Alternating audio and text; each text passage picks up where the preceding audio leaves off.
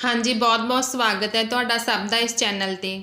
जिवें कि तुहानूं सारिआं नूं पता कि आपां जोग्राफी सीरीज़ शुरू कीती हुई आ। पहली क्लास दे विच आपां ब्रह्मंड बारे पढ़िया सी ते अज दी क्लास दे विच आपां ग्लोब बारे पढ़ांगे, जिहदे विच कि आपां अक्षांश दे देशांतर रेखावां दा अध्ययन करांगे, जिन्हां नूं इंग्लिश दे विच लैटीट्यूड ते लॉन्गीट्यूड कहंदे ने। शुरू करदे हां जी फिर अज दा अपना टॉपिक। सब तो पहलां आपां पढ़ लैंदे कि ग्लोब की हुंदा। धरती का आकार बहुत वड्डे गोले वांग है। असीं पूरी धरती नूं इक्को समय नहीं देख सकते, इसलिए धरती नूं पूरा देखण अते परखण लई इसदा मॉडल बनाया गया है, जिस नूं ग्लोब आखदे हन। यह धरती का प्रतिरूप है। सानूं लगदा है कि धरती गोल है, पर यह गेंद वांग गोल नहीं है, बल्कि सिरिਆਂ तो कुछ चपटी है। पृथ्वी उत्तरी अते दक्षिणी सिरिਆਂ तो चपटी है ते मध्य विचों ही उभरी हुई है। हाँ जी, ग्लोब की है? धरती का मॉडल आ। धरती नूं जांचण परखण अते इसदा चंगी तरह अध्ययन करन लई ही ग्लोब तैयार किया गया। धरती का अध्ययन करन लई ग्लोब उपर दो तरह दी रेखावां खिंचियां गईयां हन, जिन्हां नूं आपां अक्षांश ते देशांतर रेखावां कहंदे हां। पहला तां मैं तुहानूं एक चीज़ दसदा कि धरती उपर एवें दीयां कोई रेखावां नहीं हैगियां। यह काल्पनिक रेखावां ने जिहड़ियां कि ग्लोब उपर खिंचियां गईयां ने तां कि आपां धरती का चंगी तरह अध्ययन कर सकीए। सब तो पहला आप देख लैंदे कि अक्षांश रेखावां किहड़ियां हुंदियां ने। जिवें यह ग्लोब बनाया गया, ठीक है, तो ये जिन्नियां भी रेखावां खिंचियां गईयां ने इन्हां नूं की कहंदे ने जी, अक्षांश रेखा कहंदे ने। यह बिल्कुल बराबर खिंचियां जांदियां ने, यह किते भी एक दूसरे नूं कट्टदियां नहीं, तो यह लेटवीआं रेखावां हुंदियां ने, जिन्हां नूं की कहने आपां अक्षांश रेखा कहने आ। ये ग्लोब उपर इसे तरह ही खिंचियां जांदियां ने। हाँ जी, अगली डायग्राम के थ्रू आप होर चंगी तरह समझने की कोशिश करते हैं। जिमें आप ये समझ लो भी यह धरती है, ठीक है जी, तो धरती के बिल्कुल मध्य दे विच आप एक रेखा खिंचती, जिन्हों कहने आप भूमध्य रेखा। इनू आप 0 डिग्री अक्षांश रेखा भी कहने ते भूमध्य रेखा भी कहने। यह धरती के बिल्कुल विचाले मध्य दे विच खिंची गई, इसलिए आप इनू की कहने जी, भूमध्य रेखा। तो ये रेखा धरती नूं 2 हिस्सों के विच वंड दिंदी आ। उपर वाला हो गया जी उत्तरी हिस्सा, तो नीचे वाला हो गया दक्षिणी हिस्सा। इनू आप उत्तरी अर्धगोला कहांगे तो नीचे वाले नूं आप दक्षिणी अर्धगोला कहांगे, ठीक है जी। जदों हुण आप भूमध्य रेखा तो अगली रेखा खिंचते हैं 0 डिग्री ते, जिवें 1 2 3 इस तरह रेखावां खिंचते खिंचते जदों आप उत्तर वाले पासे लास्ट ते पहुँचते हैं तो इत्थे आके 90 अक्षांश रेखावां बन जांदियां ने। इसी तरह ही दक्षिण वाली साइड 0 डिग्री तो ही शुरू करनी, इस तरह रेखा खिंचते हुए जो आप नीचे वाल आने तो इत्थे भी 90 अक्षांश रेखावां बन गई। तो ये किन्नियां हो गई जी, 180। तो ये आप भूमध्य रेखा नूं प्लस कर देंगे, जिहड़ी कि बहुत ही इंपोर्टेंट है अक्षांश रेखा।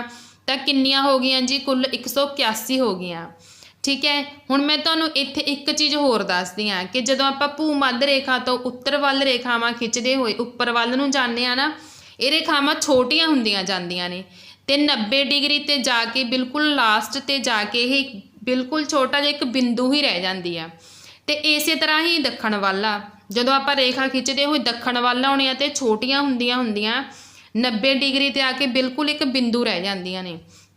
तो जे आप ये मनीए कि 90 डिग्री उत्तरी ते 90 डिग्री दक्षिणी अक्षांश ये रेखावां नहीं हैगियां, ये तां बिंदु ने। जे आप इन्हां दोनों नूं विच प्लस नहीं करांगे फिर ये होणगियां 179। जे आप ये दोने बिंदु विच जोड़ दांगे तो फिर 181 अक्षांश रेखावां बन जाणगियां।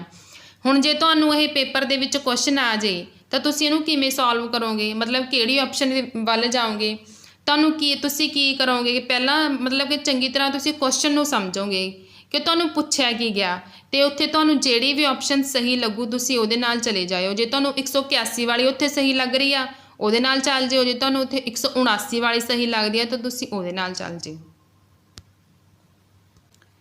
हाँ जी, जिमें कि आपां किसी भी स्थान की दूरी मापते हैं तो आपां किलोमीटरां दे विच मापते हैं, पर जदों आपां यह दूरी ग्लोब ते देखांगे तो आपां इन्हां नूं डिग्रियां दे विच मापांगे। जिमें आपां भूमध्य रेखा तो 1 डिग्री उपर चले गए तो आप किलोमीटरां दे विच इहनूं की कहांगे, 1 डिग्री उपर जाना मतलब 111 किलोमीटर का फासला आपां ने तय कर लिया।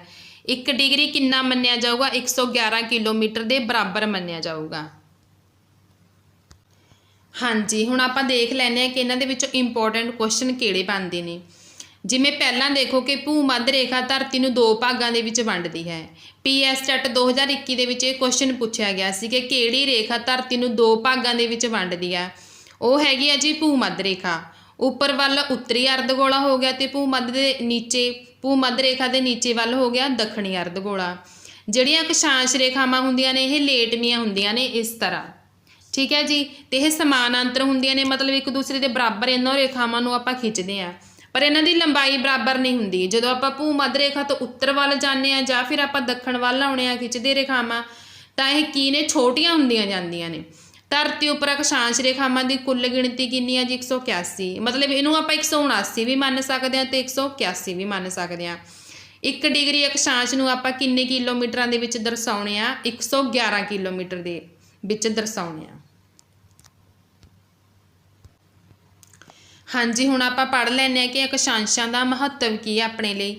ਕਿਸੇ ਜਗ੍ਹਾ ਦੀ ਅਕਸ਼ਾਂਸ਼ੀ ਸਥਿਤੀ ਪਤਾ ਕਰਕੇ ਅਸੀਂ ਉੱਥੋਂ ਦੇ ਤਾਪਮਾਨ ਬਾਰੇ ਜਾਣਕਾਰੀ ਹਾਸਿਲ ਕਰ ਸਕਦੇ ਹਾਂ। ਭੂ ਮੱਧ ਰੇਖਾ ਤੇ ਸੂਰਜ ਦੀਆਂ ਕਿਰਨਾਂ ਸਿੱਧੀਆਂ ਪੈਣ ਕਾਰਨ ਗਰਮੀ ਜ਼ਿਆਦਾ ਹੁੰਦੀ ਹੈ।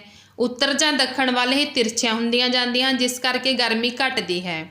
ਅਕਸ਼ਾਂਸ਼ਾਂ ਦੀ ਮਦਦ ਨਾਲ ਹੀ ਧਰਤੀ ਨੂੰ ਤਾਪ ਖੰਡਾਂ ਵਿੱਚ ਵੰਡਿਆ ਗਿਆ ਹੈ। ਇਸ ਦੀ ਮਦਦ ਨਾਲ ਅਸੀਂ ਭੂ ਮੱਧ ਰੇਖਾ ਤੋਂ ਕਿਸੇ ਸਥਾਨ ਦੀ ਦੂਰੀ ਦਾ ਪਤਾ ਲਗਾ ਸਕਦੇ ਹਾਂ ਕਿ ਕਿਹੜੀ ਜਗ੍ਹਾ ਕਿੰਨੀ ਦੂਰੀ 'ਤੇ ਸਥਿਤ ਹੈ। ਹਾਂਜੀ, ਹੁਣ ਦੇਖ ਲੈਂਦੇ ਹਾਂ ਆਪਾਂ ਕਿ ਆਪਣੇ ਕੋਲੇ ਪ੍ਰਮੁੱਖ ਅਕਸ਼ਾਂਸ਼ ਕਿਹੜੇ ਨੇ ਜਿਨ੍ਹਾਂ ਦੇ ਵਿੱਚੋਂ ਕਿ ਕੁਐਸਚਨ ਪੁੱਛੇ ਜਾਂਦੇ ਨੇ। ਸਭ ਤੋਂ ਪਹਿਲਾਂ ਤਾਂ ਦੇਖੋ ਜੀ ਭੂ ਮੱਧ ਰੇਖਾ, ਇਹ 0 ਡਿਗਰੀ ਅਕਸ਼ਾਂਸ਼ ਆ। ਜਦੋਂ ਆਪਾਂ 0 ਤੋਂ ਅੱਗੇ 23.5 ਡਿਗਰੀ ਉੱਤਰ ਵੱਲ ਚਲੇ ਗਏ, ਇੱਥੇ ਹੈਗੀ ਹੈ ਜੀ ਕਰਕ ਰੇਖਾ। ਜਦੋਂ 0 ਤੋਂ ਆਪਾਂ 66 ਡਿਗਰੀ ਚਲੇ ਗਏ, ਇੱਥੇ ਹੈਗਾ ਆਰਕਟਿਕ ਚੱਕਰ। ਤੇ ਹੁਣ ਆ ਜੋ ਦੱਖਣ ਵਾਲੀ ਸਾਈਡ, ਜਦੋਂ ਆਪਾਂ 0 ਤੋਂ ਦੱਖਣ ਵਾਲੀ ਸਾਈਡ 23.5 ਡਿਗਰੀ ਤੱਕ ਆ ਗਏ, ਇੱਥੇ ਹੈਗੀ ਆ ਮਕਰ ਰੇਖਾ। ਤੇ ਜਦੋਂ 0 ਤੋਂ ਦੱਖਣ ਵੱਲ ਆਪਾਂ 66 ਡਿਗਰੀ ਤੇ ਆ ਗਏ, ਇੱਥੇ ਹੈਗਾ ਜੀ ਆਰਕਟਿਕ ਚੱਕਰ। ਹੁਣ ਉੱਪਰ ਹੈਗਾ ਉੱਤਰੀ ਧਰੁਵ ਤੇ ਨੀਚੇ ਹੈਗਾ ਦੱਖਣੀ ਧਰੁਵ। ਵੈਸੇ ਤਾਂ ਇਹ ਪੰਜ ਰੇਖਾਵਾਂ ਆਪਣੇ ਕੋਲ ਹੈਗੀਆਂ ਨੇ, ਪਰ ਜੇ ਆਪਾਂ ਉੱਤਰੀ ਧਰੁਵ ਤੇ ਦੱਖਣੀ ਧਰੁਵ ਨੂੰ ਵੀ ਵਿੱਚ ਜੋੜ ਦਾਂਗੇ ਤਾਂ ਕਿੰਨੇ ਹੋ ਜਾਣਗੀਆਂ, 7 ਇੰਪੋਰਟੈਂਟ ਅਕਸ਼ਾਂਸ਼ ਰੇਖਾਵਾਂ ਹੋ ਜਾਣਗੀਆਂ ਆਪਣੇ ਕੋਲ। ਹੁਣ ਜਿਹੜੀ ਮੈਂ ਤੁਹਾਨੂੰ ਡਾਇਗਰਾਮ ਹੁਣੀ ਸਮਝਾਈ ਆ ਕਿ ਕਿਹੜੀਆਂ ਇੰਪੋਰਟੈਂਟ ਪੰਜ ਰੇਖਾਵਾਂ ਨੇ, ਉਹ ਮੈਂ ਇੱਥੇ ਲਿਖਤੀਆਂ ਤਾਂ ਕਿ ਤੁਸੀਂ ਨੋਟ ਕਰ ਸਕੋ। 0 ਡਿਗਰੀ ਅਕਸ਼ਾਂਸ਼ ਹੋ ਗਈ ਭੂ ਮੱਧ ਰੇਖਾ, 0 ਤੋਂ 23 ਡਿਗਰੀ ਉੱਤਰ ਵੱਲ ਕਰਕ ਰੇਖਾ ਹੋ ਗਈ, ਤੇ 23.5 ਡਿਗਰੀ ਤੋਂ 66 ਡਿਗਰੀ ਤੇ ਹੋ ਗਿਆ ਆਪਣਾ ਆਰਕਟਿਕ ਚੱਕਰ। 0 ਤੋਂ 23.5 ਡਿਗਰੀ ਜਦੋਂ ਆਪਾਂ ਦੱਖਣ ਵੱਲ ਆਉਣੇ ਆ, ਇੱਥੇ ਹੋ ਗਈ ਮਕਰ ਰੇਖਾ।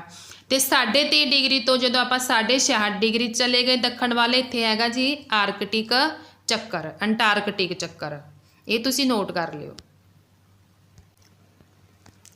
ਹਾਂਜੀ, ਜਿਹੜੀਆਂ ਅਕਸ਼ਾਂਸ਼ ਰੇਖਾਵਾਂ ਨੇ ਇਹ ਧਰਤੀ ਦੇ ਤਾਪ ਖੰਡਾਂ ਦਾ ਅਧਿਐਨ ਕਰਨ ਵਿੱਚ ਆਪਣੀ ਮਦਦ ਕਰਦੀਆਂ ਨੇ। ਇਹ 3 ਹਿੱਸਿਆਂ ਦੇ ਵਿੱਚ ਵੰਡਿਆ ਗਿਆ। ਸਭ ਤੋਂ ਪਹਿਲਾਂ ਹੈਗਾ ਜੀ ਉਸ਼ਣ ਤਾਪ ਖੰਡ। ਇਹ ਕਰਕ ਰੇਖਾ ਤੇ ਮਕਰ ਰੇਖਾ ਦੇ ਵਿਚਾਲੇ ਦਾ ਖੇਤਰ ਹੈ, ਜਿਹਨੂੰ ਆਪਾਂ ਕੀ ਕਹਿੰਦੇ ਆ, ਉਸ਼ਣ ਤਾਪ ਖੰਡ। ਇੱਥੇ ਸਾਰਾ ਸਾਲ ਕੀ ਆ, ਸੂਰਜ ਦੀਆਂ ਕਿਰਨਾਂ ਸਿੱਧੀਆਂ ਪੈਂਦੀਆਂ ਨੇ ਤੇ ਇੱਥੇ ਬਹੁਤ ਜ਼ਿਆਦਾ ਗਰਮੀ ਹੁੰਦੀ ਆ। ਦੂਸਰੇ ਨੰਬਰ ਤੇ ਹੈਗਾ ਜੀ ਆਪਣੇ ਕੋਲ ਉਪ ਉਸ਼ਣ ਤਾਪ ਖੰਡ। ਇਹ ਜਗ੍ਹਾ ਹੈਗੀ ਆ ਉੱਤਰੀ ਅਰਧਗੋਲੇ ਵਿੱਚ ਕਰਕ ਰੇਖਾ ਅਤੇ ਆਰਕਟਿਕ ਚੱਕਰ, ਅਤੇ ਦੱਖਣੀ ਅਰਧਗੋਲੇ ਵਿੱਚ ਮਕਰ ਰੇਖਾ ਅਤੇ ਅੰਟਾਰਕਟਿਕ ਚੱਕਰ ਤੱਕ ਹੁੰਦੀ ਆ। ਇੱਥੇ ਨਾ ਜ਼ਿਆਦਾ ਗਰਮੀ ਪੈਂਦੀ ਆ ਤੇ ਨਾ ਹੀ ਜ਼ਿਆਦਾ ਠੰਡ ਪੈਂਦੀ ਆ। ਅੱਗੇ ਹੈਗਾ ਜੀ ਸ਼ੀਤ ਖੰਡ। ਇਹ ਪੱਟੀ ਹੈਗੀ ਆ ਜੀ ਉੱਤਰੀ ਅਰਧਗੋਲੇ ਵਿੱਚ ਆਰਕਟਿਕ ਚੱਕਰ ਅਤੇ ਉੱਤਰੀ ਧਰੁਵ ਵਿਚਾਲੇ ਹੁੰਦੀ ਆ। ਦੱਖਣੀ ਅਰਧਗੋਲੇ ਵਿੱਚ ਇਹ ਅੰਟਾਰਕਟਿਕ ਚੱਕਰ ਅਤੇ ਦੱਖਣੀ ਧਰੁਵ ਵਿਚਾਲੇ ਹੁੰਦੀ ਆ। ਇੱਥੇ ਕੀ ਆ, ਸਾਰਾ ਸਾਲ ਇੱਥੇ ਠੰਡ ਰਹਿੰਦੀ ਆ, ਕਿਉਂਕਿ ਇਹ ਹੋ ਗਿਆ ਉੱਤਰੀ ਧਰੁਵ ਤੇ ਦੱਖਣੀ ਧਰੁਵ, ਜਿੱਥੇ ਕੀ ਆ ਹਮੇਸ਼ਾ ਬਰਫ਼ ਜੰਮੀ ਰਹਿੰਦੀ ਆ। ਹਾਂਜੀ, ਹੁਣ ਆਪਾਂ ਨਾ ਡਾਇਗਰਾਮ ਦੇ ਥਰੂ ਸਮਝਦੇ ਹਾਂ। ਜਿਵੇਂ ਕਿ ਆਹ ਸੂਰਜ ਆ, ਠੀਕ ਹੈ ਜੀ, ਇਹਦੀਆਂ ਕਿਰਨਾਂ ਭੂ ਮੱਧ ਰੇਖਾ ਤੇ ਬਿਲਕੁਲ ਸਿੱਧੀਆਂ ਪੈ ਰਹੀਆਂ ਨੇ, ਤਾਂ ਇੱਥੇ ਗਰਮੀ ਹੋਊਗੀ। ਤੇ ਇੱਥੇ ਜਦੋਂ ਇਹ ਕਰਕ ਰੇਖਾ ਵੱਲ ਵੱਧਦੀ ਹੈ ਤਾਂ ਇਹ ਤਿਰਛੀਆਂ ਹੋ ਗਈਆਂ। ਤੇ ਇੱਧਰ ਕੀ ਹੋ ਗਿਆ ਜੀ, ਕਰਕ ਰੇਖਾ ਤੇ ਮਕਰ ਰੇਖਾ ਵਾਲੇ ਤਿਰਛੀਆਂ ਹੋਣ ਕਰਕੇ ਇੱਥੇ ਨਾ ਜ਼ਿਆਦਾ ਗਰਮੀ ਪੈਂਦੀ ਆ ਤੇ ਨਾ ਹੀ ਜ਼ਿਆਦਾ ਠੰਡ ਪੈਂਦੀ ਆ। ਤੇ ਇੱਧਰ ਆ ਗਏ ਦੱਖਣੀ ਧਰੁਵ ਤੇ ਉੱਤਰੀ ਧਰੁਵ, ਜਿੱਥੇ ਕਿ ਇਹ ਰੇਖਾਵਾਂ ਨੇ ਜਿਹੜੀਆਂ ਸੂਰਜ ਦੀਆਂ ਜਿਹੜੀਆਂ ਕਿਰਨਾਂ ਨੇ ਉਹ ਬਿਲਕੁਲ ਨਾ ਮਾਤਰ ਹੀ ਪੈਂਦੀਆਂ ਨੇ, ਤਾਂ ਕਰਕੇ ਕੀ ਆ ਜੀ ਉੱਤਰੀ ਧਰੁਵ ਤੇ ਦੱਖਣੀ ਧਰੁਵ ਤੇ ਕੀ ਆ ਹਮੇਸ਼ਾ ਬਰਫ਼ ਜੰਮੀ ਰਹਿੰਦੀ ਹੈ। ਇਹ ਦੋਨੇ ਇਲਾਕੇ ਕੀ ਨੇ, ਬਹੁਤ ਜ਼ਿਆਦਾ ਠੰਡੇ ਨੇ, ਜਿਨ੍ਹਾਂ ਨੂੰ ਆਪਾਂ ਸ਼ੀਤ ਖੰਡ ਕਹਿੰਦੇ ਆ। ਹਾਂਜੀ, ਅੱਗੇ ਆਪਾਂ ਦੇਖਦੇ ਹਾਂ ਦੇਸ਼ਾਂਤਰ ਰੇਖਾਵਾਂ। ਇਹ ਉੱਤਰ ਤੋਂ ਦੱਖਣ ਵੱਲ ਇਸ ਤਰ੍ਹਾਂ ਖਿੱਚੀਆਂ ਜਾਂਦੀਆਂ ਨੇ। ਜਿਵੇਂ ਆਪਾਂ ਇੱਕ ਸੈਂਟਰ ਦੇ ਵਿੱਚ ਬਿਲਕੁਲ ਮੱਧ ਦੇ ਵਿੱਚ ਇੱਕ ਰੇਖਾ ਖਿੱਚਤੀ, ਇੱਧਰ ਉੱਤਰੀ ਧਰੁਵ ਆ ਜੀ, ਇੱਧਰ ਦੱਖਣੀ ਧਰੁਵ ਆ, ਠੀਕ ਆ। ਤਾਂ ਇਹ ਰੇਖਾ ਨੇ ਕੀ ਕੀਤਾ, ਧਰਤੀ ਨੂੰ ਦੋ ਹਿੱਸਿਆਂ ਦੇ ਵਿੱਚ ਵੰਡਤਾ, ਪੱਛਮ ਵੱਲ ਤੇ ਪੂਰਬ ਵੱਲ। ਜਿਹੜੀ ਤਾਂ ਭੂ ਮੱਧ ਰੇਖਾ ਉਹ ਵੀ ਧਰਤੀ ਨੂੰ ਦੋ ਹਿੱਸਿਆਂ ਦੇ ਵਿੱਚ ਵੰਡਦੀ ਆ, ਉੱਤਰ ਵਾਲੇ ਪਾਸੇ ਤੇ ਦੱਖਣ ਵਾਲੇ ਪਾਸੇ। ਤੇ ਜਿਹੜੀ ਇਹ ਦੇਸ਼ਾਂਤਰ 0 ਡਿਗਰੀ ਆ, ਮੁੱਖ ਮਾਧਿਅਮ ਰੇਖਾ, ਇਹ ਵੀ ਧਰਤੀ ਨੂੰ ਦੋ ਹਿੱਸਿਆਂ ਦੇ ਵਿੱਚ ਵੰਡਦੀ ਆ, ਇਹ ਪੂਰਬ ਤੇ ਪੱਛਮ ਦੇ ਵਿੱਚ ਵੰਡ ਦਿੰਦੀ ਆ, ਠੀਕ ਹੈ ਜੀ। ਹੁਣ ਤੁਸੀਂ ਇਹ ਦੇਖੋ ਕਿ ਦੇਸ਼ਾਂਤਰ ਰੇਖਾਵਾਂ ਇਸ ਤਰ੍ਹਾਂ ਆ ਰਹੀਆਂ ਨੇ ਉੱਤਰ ਤੋਂ ਦੱਖਣ ਵੱਲ। ਇਹ ਰੇਖਾਵਾਂ ਕਿਵੇਂ ਹੁੰਦੀਆਂ ਨੇ, ਇਹ ਹੁੰਦੀਆਂ ਨੇ ਲੰਬੀਆਂ। ਜਿਹੜੀਆਂ ਅਕਸ਼ਾਂਸ਼ ਰੇਖਾਵਾਂ ਸੀ ਉਹ ਤਾਂ ਇਸ ਤਰ੍ਹਾਂ ਲੇਟਵੀਆਂ ਰੇਖਾਵਾਂ ਸੀ, ਪਰ ਜਿਹੜੀਆਂ ਦੇਸ਼ਾਂਤਰ ਰੇਖਾਵਾਂ ਹੁੰਦੀਆਂ ਨੇ ਉਹ ਇਸ ਤਰ੍ਹਾਂ ਲੰਬੀਆਂ ਰੇਖਾਵਾਂ ਹੁੰਦੀਆਂ ਨੇ। ਅਕਸ਼ਾਂਸ਼ ਰੇਖਾਵਾਂ ਦੀ ਗਿਣਤੀ ਆਪਾਂ ਦੇਖ ਲਈ ਕਿ 181 ਹੁੰਦੀ ਆ। ਹੁਣ ਆਪਾਂ ਦੇਖ ਲੈਂਦੇ ਹਾਂ ਕਿ ਦੇਸ਼ਾਂਤਰ ਰੇਖਾਵਾਂ ਦੀ ਗਿਣਤੀ ਕਿੰਨੀ ਹੁੰਦੀ ਆ। ਜਦੋਂ ਆਪਾਂ 1 2 3 ਇਸ ਤਰ੍ਹਾਂ ਲਾਈਨਾਂ ਗਿਣਦੇ ਇੱਧਰ ਆਉਣੇ ਆ, ਤੇ ਇਹ ਇੱਧਰ ਹੈਗੀ ਆ ਜੀ 180।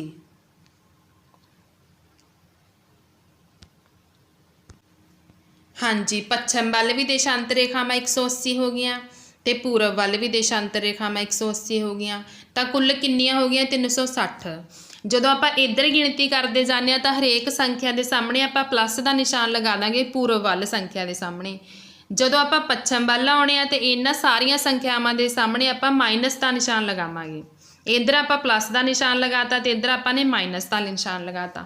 ਹੁਣ ਇਹ ਆਪਾਂ ਨੇ ਕਿਉਂ ਲਗਾਇਆ, ਕਿਉਂਕਿ ਜਿਹੜੀ ਇਹ ਮੱਧ ਦੇ ਵਿੱਚ ਰੇਖਾ ਜਾ ਰਹੀਆਂ ਨੇ 0 ਡਿਗਰੀ, ਇਹ ਹੈਗਾ ਸਥਾਨ ਗ੍ਰੀਨ ਵਿੱਚ, ਜਿਹੜਾ ਕਿ ਇੰਗਲੈਂਡ ਦੇ ਵਿੱਚ ਸਥਿਤ ਆ। ਜਿਹੜੇ ਤਾਂ ਇੰਗਲੈਂਡ ਦੇ ਪੂਰਬ ਵਿੱਚ ਦੇਸ਼ ਨੇ ਉਹ ਤਾਂ ਸਮੇਂ ਦੇ ਹਿਸਾਬ ਨਾਲ ਇੰਗਲੈਂਡ ਤੋਂ ਅੱਗੇ ਚੱਲ ਰਹੇ ਨੇ, ਇਸ ਕਰਕੇ ਆਪਾਂ ਇੱਥੇ ਪਲੱਸ ਦਾ ਨਿਸ਼ਾਨ ਲਗਾਤਾ। ਤੇ ਜਿਹੜੇ ਪੱਛਮ ਵਾਲੇ ਦੇਸ਼ ਨੇ ਉੱਥੇ ਉਹ ਕੀ ਨੇ, ਇੰਗਲੈਂਡ ਤੋਂ ਪਿੱਛੇ ਚੱਲ ਰਹੇ ਨੇ ਟਾਈਮ ਦੇ ਹਿਸਾਬ ਨਾਲ, ਇਸ ਲਈ ਇੱਥੇ ਆਪਾਂ ਨੇ ਕੀ ਲਗਾਤਾ, ਮਾਈਨਸ ਦਾ ਨਿਸ਼ਾਨ ਲਗਾਤਾ। ਹੁਣ ਆਪਾਂ ਇੱਥੇ ਸਮੇਂ ਨੂੰ ਕਿਵੇਂ ਉਹ ਕਰਦੇ ਆ, ਮਤਲਬ ਕਿ ਮਿਣਦੇ ਆ। ਜਿਵੇਂ ਆਪਾਂ 0 ਡਿਗਰੀ ਆ 0 ਡਿਗਰੀ ਆ ਮੁੱਖ ਮਾਧਿਅਮ ਰੇਖਾ, ਆਪਾਂ ਇੱਥੋਂ 1 ਡਿਗਰੀ ਅੱਗੇ ਚਲੇ ਗਏ ਤਾਂ ਸਮਝੋ ਆਪਾਂ ਨੇ 4 ਮਿੰਟ ਦਾ ਫਾਸਲਾ ਤੈਅ ਕੀਤਾ। ਤੇ ਆਪਾਂ 2 ਡਿਗਰੀ ਅੱਗੇ ਚਲੇ ਗਏ ਤਾਂ ਆਪਾਂ 8 ਮਿੰਟ ਅੱਗੇ ਚਲੇ ਗਏ। ਇਸ ਤਰ੍ਹਾਂ ਜਿਹੜੇ ਪੂਰਬ ਵਾਲੇ ਦੇਸ਼ ਨੇ ਉਹ ਟਾਈਮ ਦੇ ਹਿਸਾਬ ਨਾਲ ਇੰਗਲੈਂਡ ਤੋਂ ਅੱਗੇ ਨੇ, ਪਰ ਜਿਹੜੇ ਪੱਛਮ ਵਾਲੇ ਨੇ ਉਹ ਟਾਈਮ ਦੇ 4-4 ਮਿੰਟਾਂ ਦੇ ਟਾਈਮ ਦੇ ਹਿਸਾਬ ਨਾਲ ਇੰਗਲੈਂਡ ਤੋਂ ਪਿੱਛੇ ਚੱਲ ਰਹੇ ਨੇ।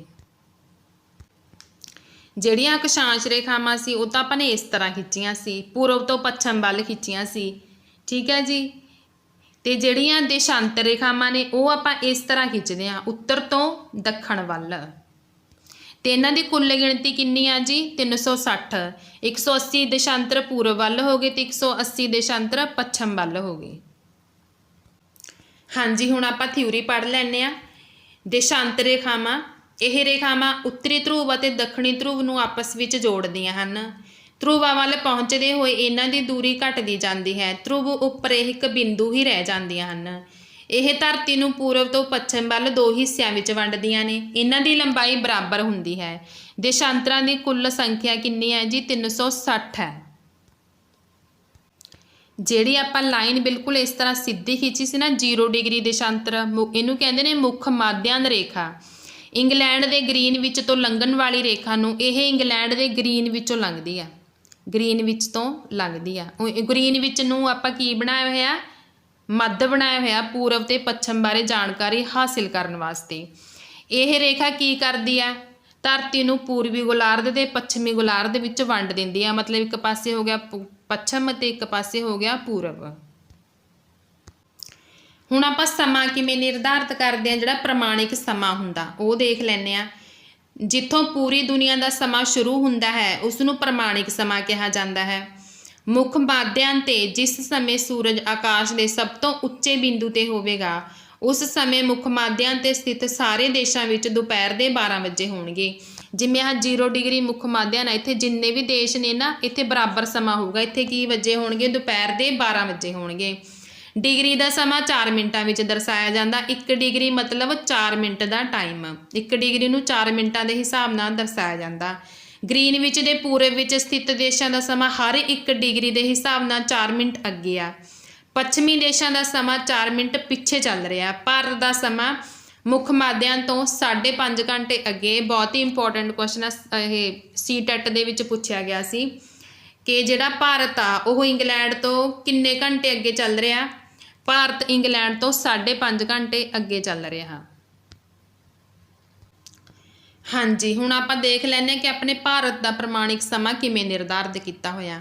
ਜਿਵੇਂ ਅਲੱਗ-ਅਲੱਗ ਦੇਸ਼ਾਂਤਰ 'ਤੇ ਸਥਿਤ ਸਥਾਨਾਂ ਦੇ ਸਮੇਂ ਵਿੱਚ ਅੰਤਰ ਹੁੰਦਾ ਹੈ।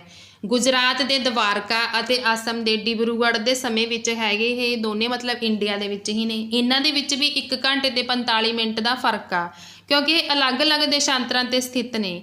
ਜਿਹੜੇ ਦੇਸ਼ ਤਾਂ ਇੱਕ ਦੇਸ਼ਾਂਤਰ 'ਤੇ ਸਥਿਤ ਨੇ ਉਹਨਾਂ ਦਾ ਟਾਈਮ ਤਾਂ ਬਰਾਬਰ ਹੋਊਗਾ, ਜਿਹੜੇ ਅਲੱਗ-ਅਲੱਗ 'ਤੇ ਸਥਿਤ ਨੇ ਉਹਨਾਂ ਦੇ ਟਾਈਮ ਦੇ ਵਿੱਚ ਫਰਕ ਹੋਊਗਾ।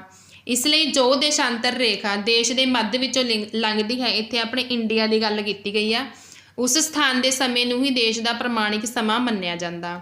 ਭਾਰਤ ਦਾ ਪ੍ਰਮਾਣਿਕ ਸਮਾਂ ਕੀ ਆ? 82.5 ਡਿਗਰੀ। ਇਹ ਕੁਐਸਚਨ ਵੀ ਪੇਪਰ ਦੇ ਵਿੱਚ ਆ ਸਕਦਾ, ਬਹੁਤ ਹੀ ਇੰਪੋਰਟੈਂਟ ਆ, ਇਹਨੂੰ ਯਾਦ ਰੱਖਣਾ ਕਿ 82.5 ਡਿਗਰੀ ਆ ਜਿਹੜਾ ਉਹ ਭਾਰਤ ਦਾ ਪ੍ਰਮਾਣਿਕ ਸਮਾਂ। 82.5 ਡਿਗਰੀ ਪੂਰਬ ਦੇਸ਼ਾਂਤਰ।